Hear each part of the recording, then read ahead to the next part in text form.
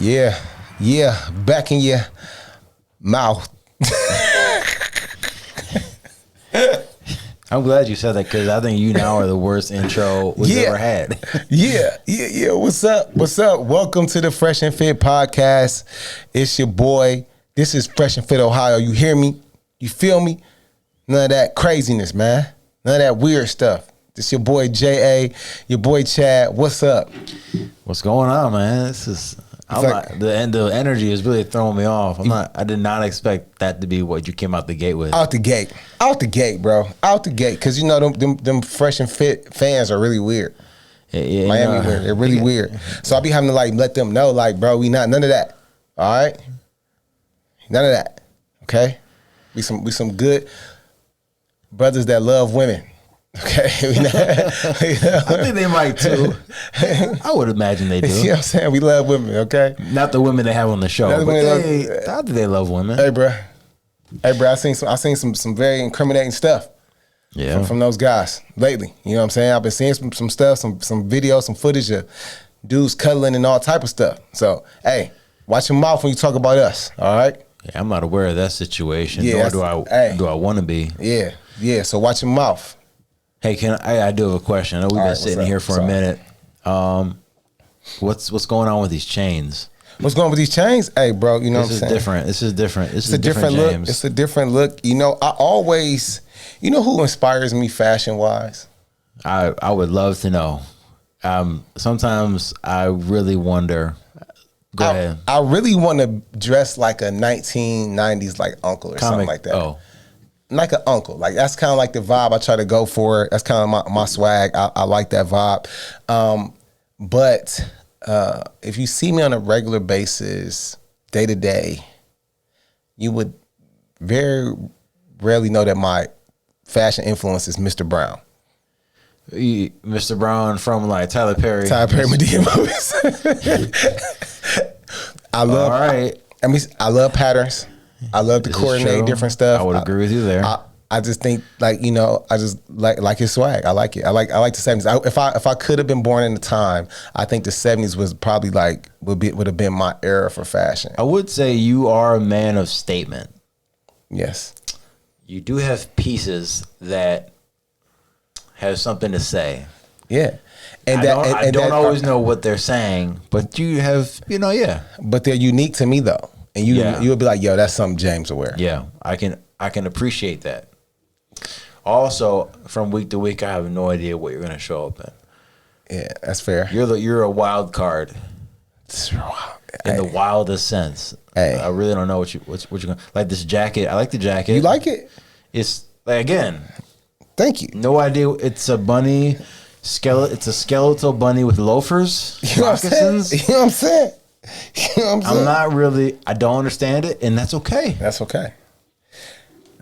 Beat her with the jacket. Beat her with the jacket with the chains. Don't beat her with the jacket. With the chains. It's the beater with the jacket. With the chain. Yeah, I'm a simple chain guy. Yeah, I think I bought these chains. They're a little too long. Shout out to GLLD, but they're a little too long. Who is that? GLD. That's where GLDs? Yeah, that's where I got them from. GLDs? GLD. Nuts. All right. Hey, so it's been a minute. It's been a minute since we've been on the show. It's been too long. Has it been long enough? It's been too long. It's been too long, bro. We need to come on, man. We need to. 2024. We coming with it. I need to address some animosity I have towards you, and I want to get it off my chest. Get it off your chest, brother. We were supposed to have a show. I reached out to you, only to find out that you were far away at sea upon somebody's cruise ship, obviously not Gilligan's because you came back. And I gotta say, I'm a little disappointed, first of all, that you didn't tell me that you were going. And second of all, there was no invite extended. So why would I'm going to ask you how it was. I don't really care, but someone out there listening might. So, I mean, why would I invite you on a cruise? We don't have to be anywhere near each other, bro.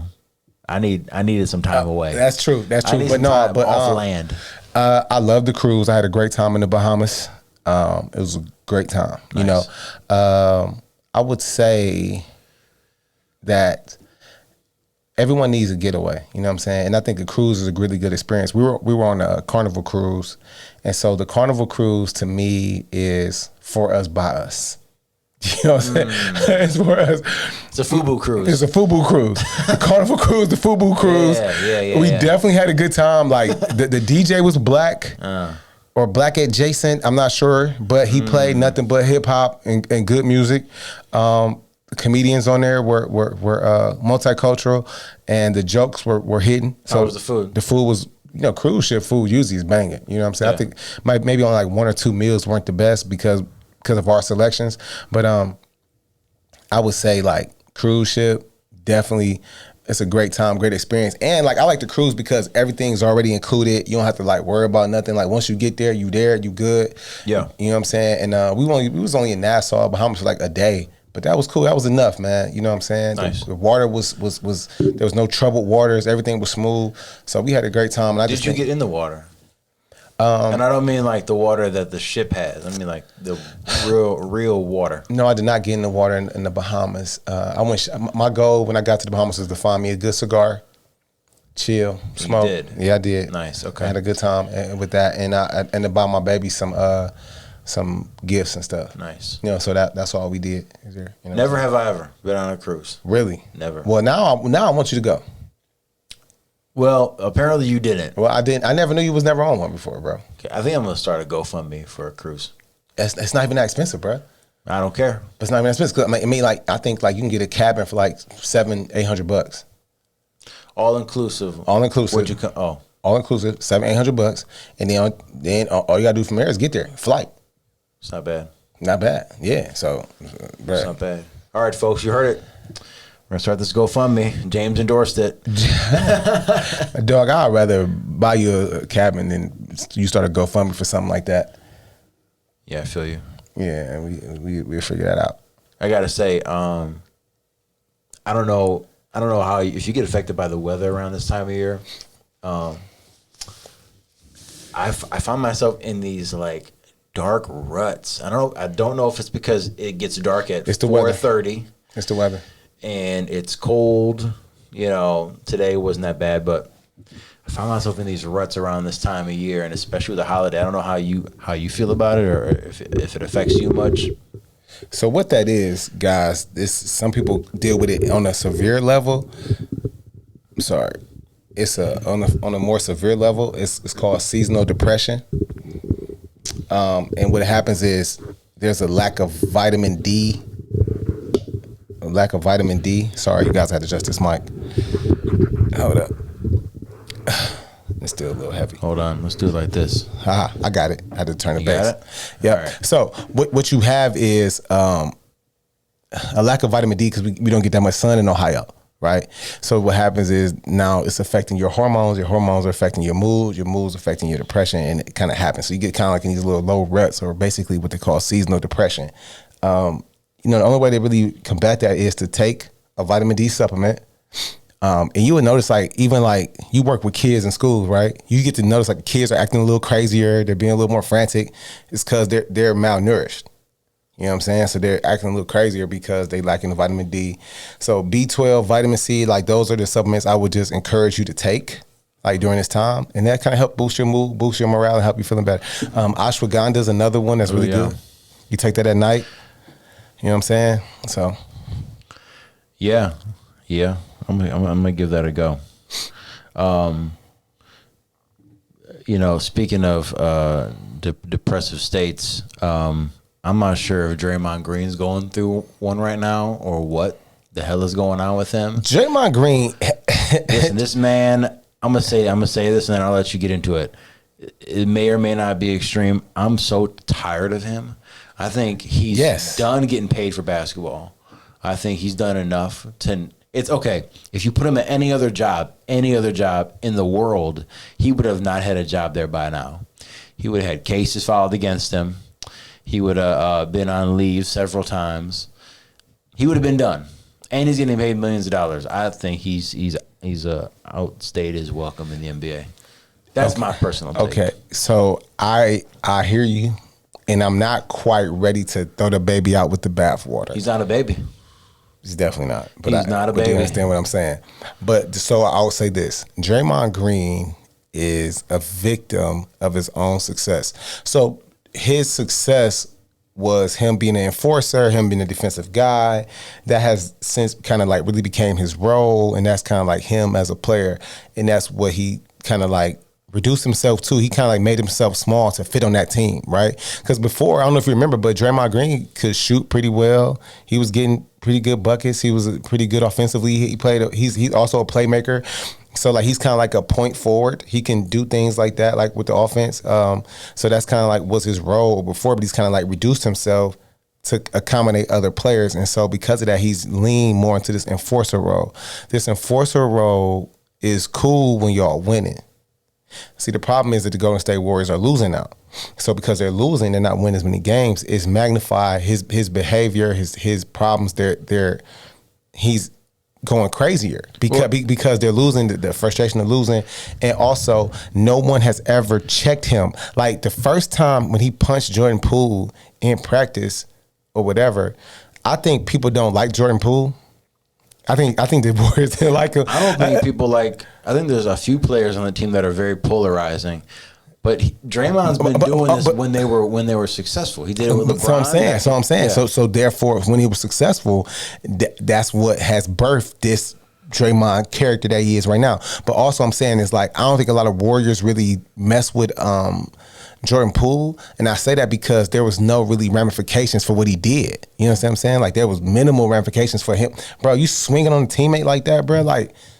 And left him like damn near unconscious. I don't remember if they had sent him out or what happened exactly. I think for me, it's not that now it's an issue. It's that it's piled up, and it's more frequent now. It's more frequent, and it's more obvious. So like way more egregious. When he had the guy in a chokehold, remember he stepped on somebody's chest.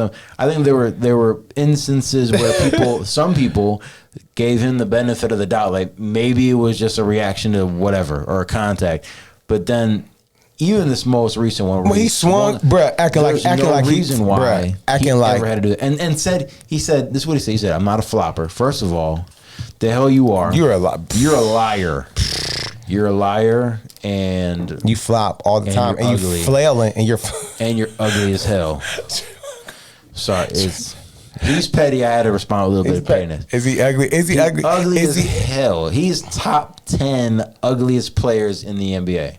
In the NBA right now. Oh, not all time. Not all time. There's some monsters out there. There's some extraterrestrial looking NBA players still walking this earth somehow. Hey, no comment, man. But it is some funny looking dudes out there. But you know what? Hey, they making millions, so they get to. Hey, look, I'm not saying anything about their pockets, but they making millions, bro. They getting handsome, money making people out there. It is some money making brothers that look like extraterrestrials. Look like someone smacked their face with a bag of quarters. Sock of sand. Yeah, man. It's not good for the game of basketball. No, so what's about to happen is he's about to get suspended indefinitely. He is already. He's suspended indefinitely. Yeah. So what that means is a minimum, basically in my mind, a minimum of 10 games.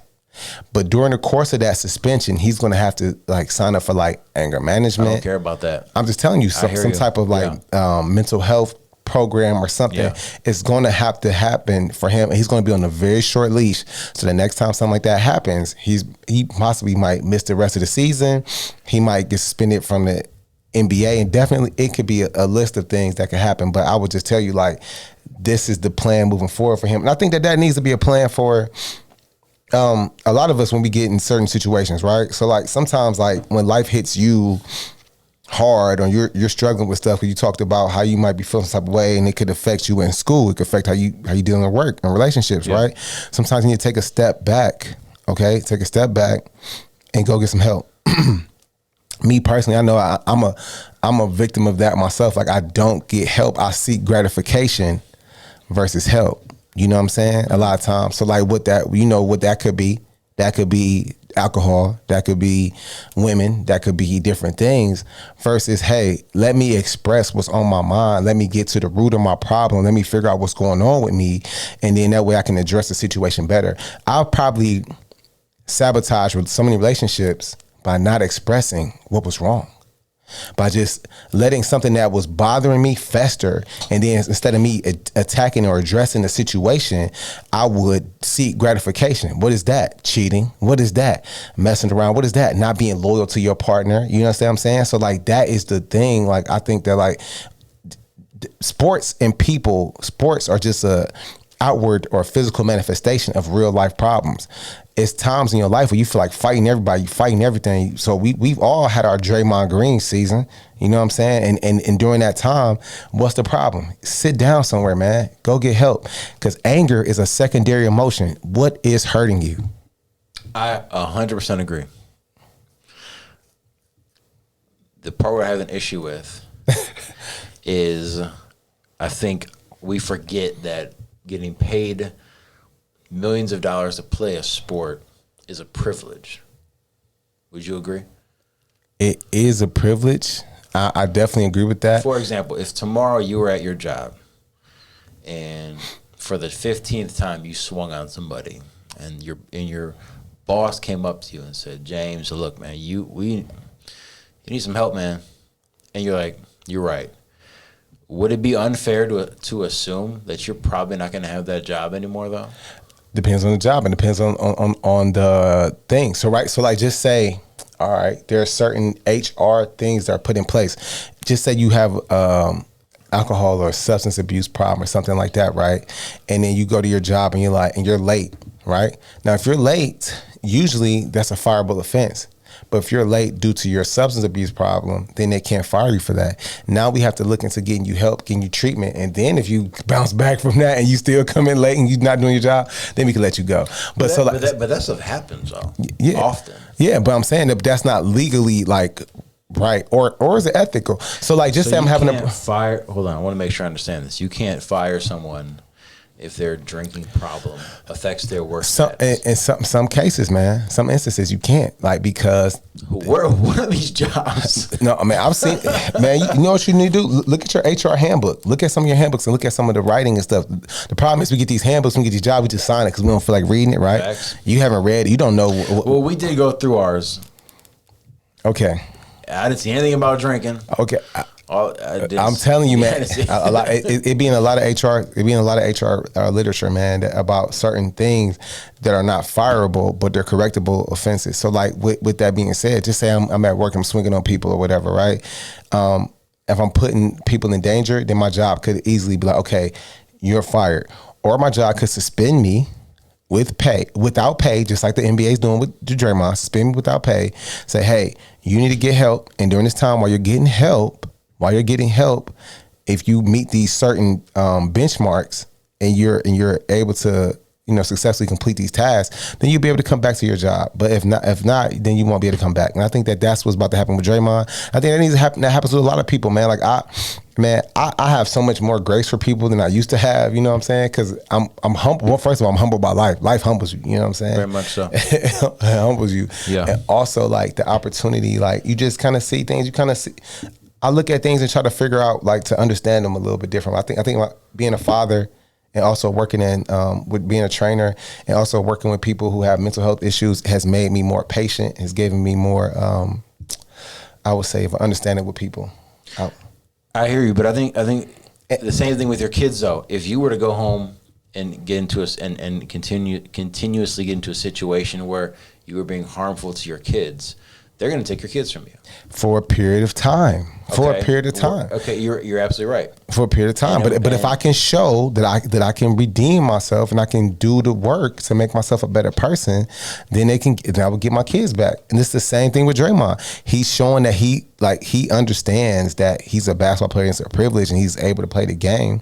Does he need to get humbled? I think the problem is no one's ever punched him back in the mouth. I think it's going to see that, and that's kind of where I wanted to get to also.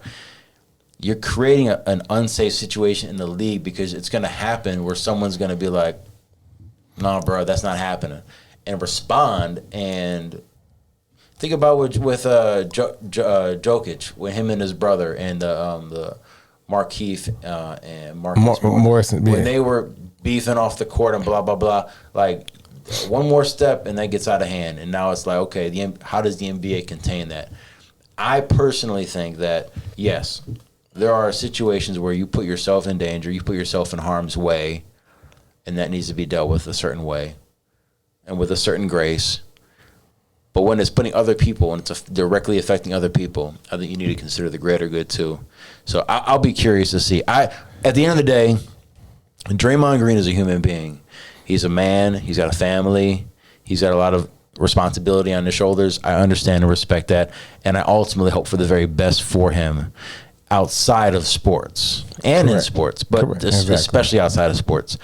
But I hate to see instances where guys are doing what they're doing, and it's like, okay, well, someone's got to be made an example out of for the greater good. So I'll be interested to see how this plays out. Hopefully he can get the help he needs. Hopefully it'll help him get past whatever anger he's dealing with, because clearly he be blanking out. He blacks out. Okay. And I don't want to guard him. I don't, ever. I mean, but he kind of a self-check anyway. But anyway, he's kind of a self-check. He's kind of a self-check anyway. But with that being said, me as a trainer, part of everything I do is so mental, right? It's so mental. And we was talking about this a little bit off camera. It's like sometimes you get frustrated with clients, you get frustrated with people because it's like you got to basically hold their hand. You got to do stuff for them. You got to do things that you don't really want to do with them.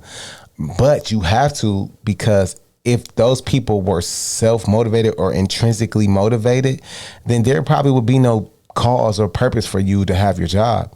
So as we're approaching the new year, right? It's so many people that's about to make these New Year's resolutions and be like, oh, I'm about to get fit. This the time. This I'm about to change. And I would just encourage anyone that's about to make that statement to say, this next year I'm going to do this. I would tell you, get a head start in the competition. Start today. Don't wait till January 1. Don't wait till that Monday, the first Monday in January, or the first Tuesday at 12 o'clock. I'm going to start. You know what I'm saying? Like, don't do that. Like, and let me tell you why you don't want to do that. One, you're going to freaking binge and come back fatter than you are right now, or more out of shape, or less muscular, or whatever, because you're going to give yourself that time to be like, oh, well, I know I'm starting in January, so let me go ahead and go ham until the first of the year, right? Don't do that. So like, I would encourage you, you know what I'm saying, tap in, start right now, start going hard, because this is the time for you to become the best version of you and to really turn up, you know what I'm saying? So like, don't wait. Like, there's no point in waiting. Like, start right now. How do you feel about New Year's resolutions just in general? Well, they've not been shown to really work. You know what I'm saying? Like, I think they're good. I think they're cool starting points. But the reality is that, just like we talked about with Draymond, it has to be a behavior change. It has to be a mental change. It has to be a change. It has to be an epiphany, something that happens to you and that you really like change your lifestyle. I tell people all the time, like, and it's not even like a joke, or I'm not trying to be mean or anything. Like, once you start on this journey, this fitness journey, or this health journey, or this positive person journey, you're going to have to change your friends, change your habits. It's so many things are going to have to change with you, man. Like, you know what I'm saying? Like, because if you're on the right track and you're like, yo, I'm about to start working out, and if your friends say any negative or any discrediting thing towards you, drop them. If they try to encourage you to go do something corny like, oh, let's go out to eat, let's go have drinks, let's go this, let's go that, it's easy to be like, no, bruh, like, don't do that. And so, and if those friends are continuously to do that, you gotta cut those people off, man. And it's that simple. It's that simple. And change your habits. Like, you like to spend money on alcohol and stuff like that. Well, now you gotta spend money on supplements, protein, stuff like that. Like, you know what I'm saying? To better yourself. So like, it's got to be a shift, and that shift has to happen like immediately. You know what I'm saying? Has to happen immediately, and that shift could be seem hurtful to some people, because you're gonna leave some people behind. But at the end of the day, it's about you becoming the best you. So cut people off. Do what you gotta do. Yeah, I think when it happens organically, and when it happens as a byproduct of you making those decisions to enhance certain parts of your life for yourself, I think it can produce a healthier result. I say that because I feel like sometimes it's possible to have an animosity towards people. And this isn't just health. This is like animosity towards people, like how the person that's saying they want to change, or the person. Well, on both sides. But so I mean, as an example, if you have friends and you find yourself changing certain parts of your life, if you stay committed to those things and they aren't, it's gonna just naturally draw you guys apart.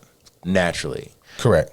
If you focus on those things, if you're focusing on, I need to cut these people off, I think it could create an animosity. Like, well, like it can make it like a personal thing. Like, well, they don't support me. I get what you're saying. Instead of, because you could be the person that helps change that. You could be, and I think we both have experienced this from people on both sides, where a good friend of ours, Michael Blue. I've seen his fitness journey as a trainer over the years, and I've seen people come and go, but the things that he did to enhance his own personal situation brought people along. That's how I met you. I met you through him. I remember the first time he took me to a CrossFit gym, he had to trick me because he probably knew I wasn't gonna go.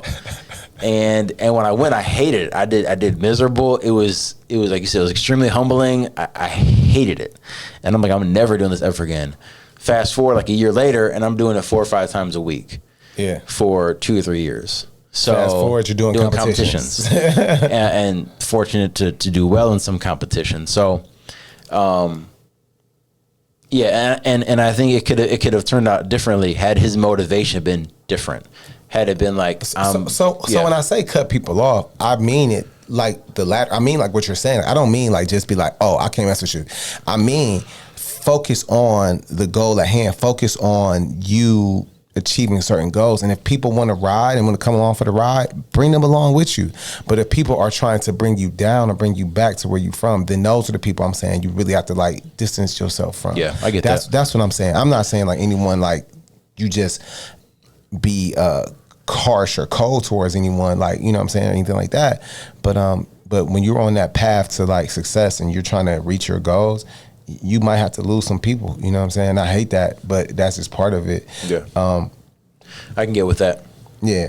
I think that's a big thing. And that's big in not in any relationship, right? Just say like work.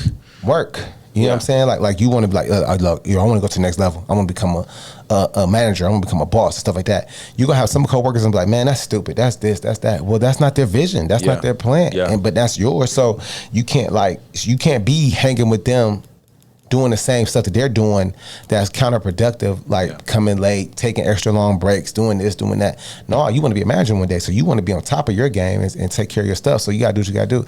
Even in relationships with like, with women, you know what I'm saying? Like the opposite sex or same, whatever you went to, same sex, I don't know. But you know what I'm into, bro. I ain't talking about you personally. I'm talking about people that's listening. I'm talking about you personally. I know what you went to. But I'm talking about like, so in your romantic relationships, like, you know, I'm not saying leave your partner. I'm saying like lead your partner. Okay, so you get the opportunity and you're onto something, right? Just say you're on this health journey, you're on this fit journey. If you love that person, you're gonna bring them along. Also, if you love that person, you're gonna support them. One of the most hurtful things I ever experienced was my mother. The reason I became a trainer is because of my mother. Okay, I broke my foot playing arena football. I had to come back home, and I was training to go back to camp. So when I was trying to get into a Browns football camp. So when I'm training, I had to have my mom to take me up to the gym. So my mom used to take me to the gym, and when she took me to the gym, she would wait in the car, you know? So eventually she started coming in the gym. While she was coming in the gym, she ended up losing like 70 pounds, right? Changed her mind, got very hyped, like just as the weight came off, her confidence came on, put it like that, right? And I remember the most hurtful thing I heard my dad say to her was like, you losing weight, but you still got that turkey neck, right? So like that right there, like that type of stuff right there, that type of vitriol, that type of negative thing, like that type of person, you do not need that type of person around. Needless to say, my mother eventually did leave my dad, and I'm happy that she did, because he was abusive verbally and physically, you know what I'm saying? So like, I would tell anybody, like, if your partner or person becomes abusive or that negative to you, then you do need to leave them alone. But if they're supportive of you and they just can't quite get it, then they need you to kind of show them the way. You know what I'm saying? But but it's very important as a partner that if you're gonna spend your life with someone, you want to be healthy, right? You want to be the healthiest version of you, so you can experience them and enjoy them. Look, I have kids now, so I'm like, yo, I gotta be healthy. I got 2 daughters and 1 son, man. I gotta make sure that I'm around for them. You know what I'm saying? Yeah. Like, one, I gotta make sure I'm strong, because my son never want to test me. You know what I'm saying? Put him in the headlock. Hey, like baby boy, like Draymond Green did Rudy Gobert. Oh, bad example, but I get what you're saying. Baby boy's a better one. Be like baby boy. Do that. And then for my daughters, I want them to see a strong man and see how a man takes care of a woman, and how like, you know what I'm saying, like daddy's around and you're good. You know what I'm saying? I want to make sure that I'm able to do stuff with them, like me. I still pick my daughters up. I body slam them and play with them and stuff like that too. Like they love to wrestle and stuff. You know what I'm saying? So like, you know, I got some my daughters are rough. They're very rough. They're very rough. They're very rough. Yeah. They're very rough. So like so like they like stuff like that. So like I want to make sure that I'm always around. So, and I said to say, like, if you love somebody, get in shape. Prove that you love them by being the best version of you. And that could be not just physically, financially, mentally, spiritually, whatever. You know what I'm saying? Yeah, I agree. I think, no, I don't think, I know that you're not gonna give someone the best you if you aren't, first of all, it might sound simple, but if you don't know who you are. And I think part of knowing who you are is getting to the point of understanding, not just your purpose, but where some of your trigger points are, or your downfalls, or, you know, the things that push you, that drive you. You know, you had reposted something today on Instagram that really it stuck with me, and I think a lot of people, especially guys, but people just in general, I think can relate to this. But I think we all have a desire to be productive, to be wanted, to be needed, to have a purpose. And especially when you're in a relationship, I think it's important to reinforce that your partner, the person that you're trying to build with, has a purpose, they have a point in your life. And what I mean by that is, you know, if you can do something on your own, great. If you can do something with somebody else and not sacrifice the integrity of whatever that thing might be, whether you're trying to build something or grow something or learn something, do it. I think that I think relationships have lost some of its power and importance in our society. I think that at times we get this mentality that, you know, we need to be successful, we need to get ours, we need to do this, do that, whatever. But I think it's important to realize that we're created to be in community and in relationship with people. And that doesn't just mean marriage. That's not just all marriage. About community.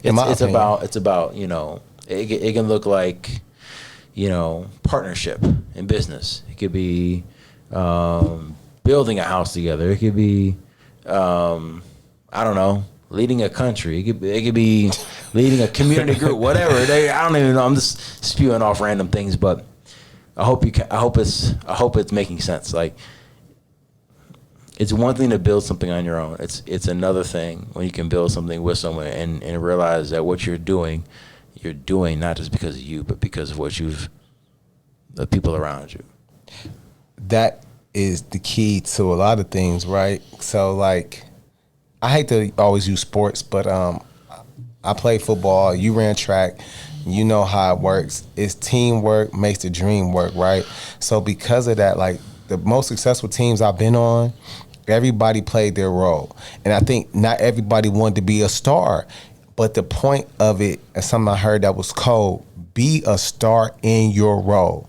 What that means is if you are an offensive lineman, bro, be the best offensive lineman you can be. Do all the blocking, do all the protecting of the quarterback you gotta do. You not scoring no touchdown, okay? It is what it is. Yeah. But take pride in the fact that you're blocking, what you did, help that teammate cross that end zone and get that touchdown or get that yard or get whatever. So like, be a star in your role. As a man, there's certain things that in relationship that I want to do, that I desire to do. Like I want to take out the trash. I want to make sure your car is good. I want to make sure your oil change. I want to make sure your gutters and stuff clean. I just want to make sure that like I'm doing manly stuff. Like, you know what I'm saying? Like I just want to do manly stuff. So like, I think the post you're referring to, I think the post is like, says like, don't worry about it, I'll do it, right? So sometimes women get frustrated with us because dudes, we kind of do things on our own time, but you gotta let that man do that, you know what I'm saying? Like, because trust me, if it doesn't get done, nobody's gonna be more frustrated than he is. You think you're frustrated, he's frustrated that he didn't get it done, you know what I'm saying?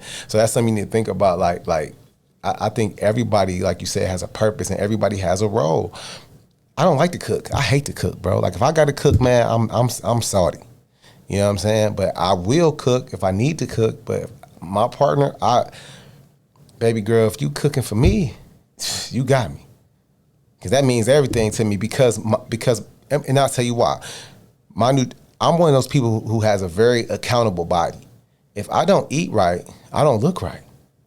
You know what I'm saying? If I don't get enough sleep, if I don't get enough water, if I don't do the thing, like I don't have one of those people. I'm not one of those fitness people who just was naturally skinny, who naturally fit, and then just like, oh, I'm a trainer. Nah, bro, I gotta really work for mine. You know what I'm saying? So like, if I ain't, and I'm talking about all phases of my life. So like, I would tell anybody, bro, like, if you can cook for me, you doing the Lord's work. You know what I'm saying? You doing the Lord's work right there. You putting me together because I need it. Yeah. You know what I'm saying? Like I need that. So.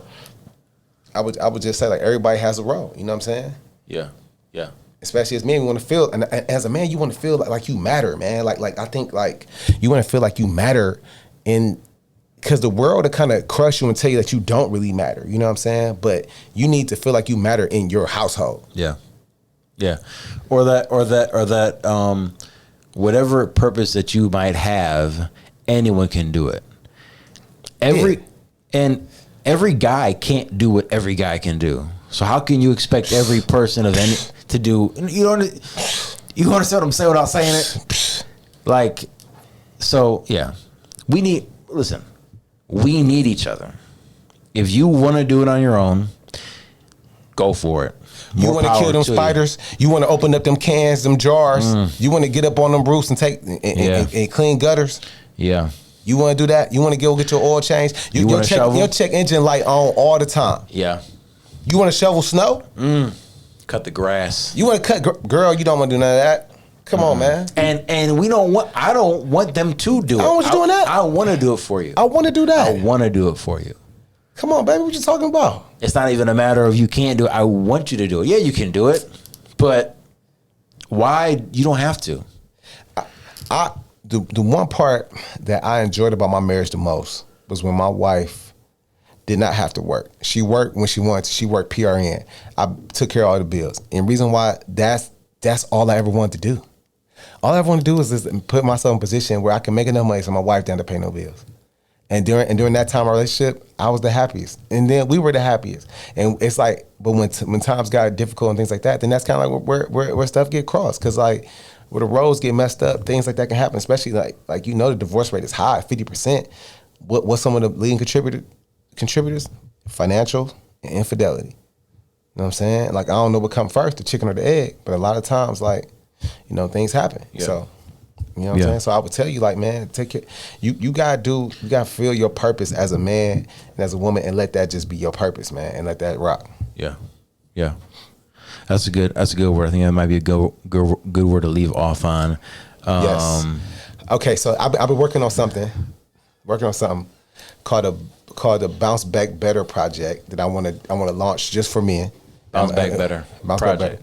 And so we're going to what I want to do is I want to be able to. So we talked about this purpose, passion, your pack, you know what I'm saying? Your pack and your plan. I think you need to find those things. Once you define those things, then as a man, you can really develop and grow. You know what I'm saying? So, and with that being said, guys, you know what I'm saying? Find your purpose, find your pack, fuel it with your passion. You know what I'm saying? Figure out your plan, and let's get this money. We out? You gonna tell people bye? You ain't gonna say nothing? Man, that you ruined it. That was the perfect ending. That was like the last. So let me tell you, I just I'm not good at recently that. watched the last episode of a No Names Please very popular TV show of our culture. Okay. The last episode was such a letdown. Did you see that movie? You had a good finish, and then you left it to me. You could have. I could have just left it. I could have. Okay, but did you? All right. Did you see that movie, Leave the World Behind? I did last Sunday. That's a great movie. That's a great movie. Even and the what's ending. what's so funny is that I'm gonna leave a cliffhanger. Only if you've seen the movie will you know what show I'm talking about. The show I'm referring to was in the movie is the song from the movie. Wow. At the end. Isn't that ironic? That is very ironic. I like that movie. And with that, we out. my dad face.